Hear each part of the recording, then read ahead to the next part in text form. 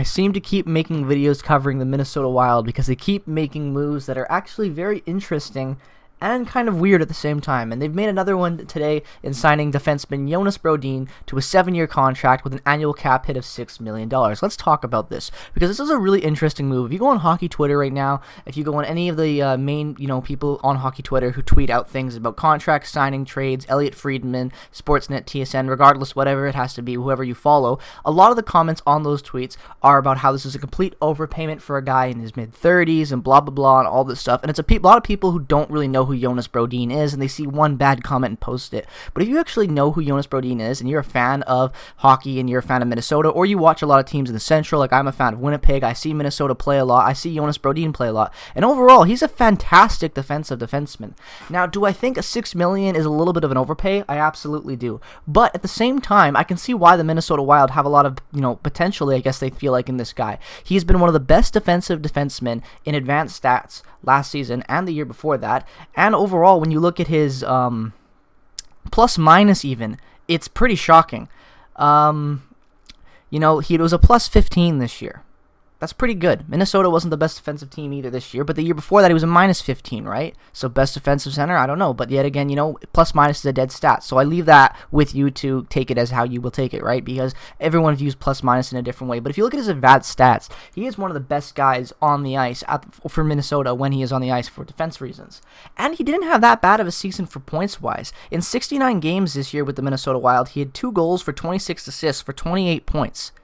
That's not bad for a defensive guy. You'd like to see a little bit more out of a defenseman that you're going to be paying that much money to, but I can understand why Minnesota gave him the money. I do think it is an overpayment at $6 million. I would be much more comfortable if I was the Minnesota Wild even giving him 5, and 5 I think is quite a bit, but I think that 5 would be a lot more realistic, or even 5.5 for a guy of Jonas Brodin than giving him just 6 up front for 7 years. Other than the term and the cap, I don't think it's necessarily a bad signing because, yes, Jonas Brodin is going to be very good defensively for the Minnesota Wild.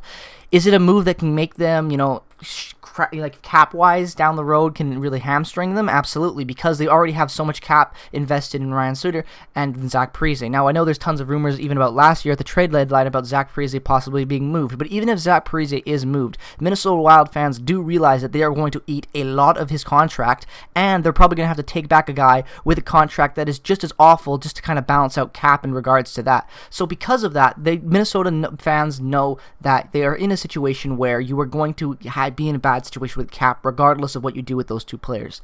And then you go out and you get a guy like Jonas Brodin. You also go out and get a guy in a trade with Pittsburgh, Nick Bjugstad, who is a guy who's not been a good player overall. He's had some ups and downs in Pittsburgh, was decent in Florida, but now you have another potential in wild card in your center spot, and you bring in a guy, Jonas Brodin, who is good defensively.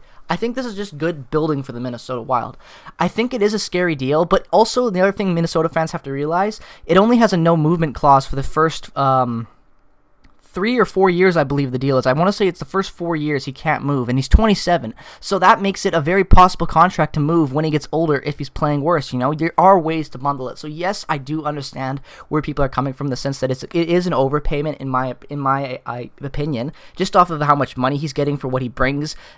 As a hockey player, I don't feel like giving this much money to a defensive guy strictly is the best key for your move, especially when you can go out and sign guys who are good defensively at cheaper contracts who can help. But I understand what Minnesota Wild did here. They wanted to keep a guy who's been a cornerstone defensively for them for a long time. He's been in Minnesota his whole career. It looks like he's going to play his whole career in Minnesota. So I get what they were doing here. And overall, I think it is a good signing for them. I just don't like the term and cap. The term is okay. I just said it's mostly cap I don't really like. I don't like the cap. But other than that, I think it's a pretty good signing for the Minnesota Wild. They get a good defensive guy to keep for basically the rest of his prime career. He's only 27, so he's going to be playing the best hockey of his career for the next 3 to 4 years while he's on a no-trade deal. And then after that, if he starts to tank a little bit, you can bundle him, make moves with him regardless of what it is. You'll have a guy with some value who you can move on in his expiring years of his deal. I think it's overall not a bad signing for the Minnesota Wild. It just depends on how well he can improve. If Jonas Brodin can get, 30 points, 35 points, even though he had 28. If he can get some more points, be a little bit more offensive, if he can bump his goal total up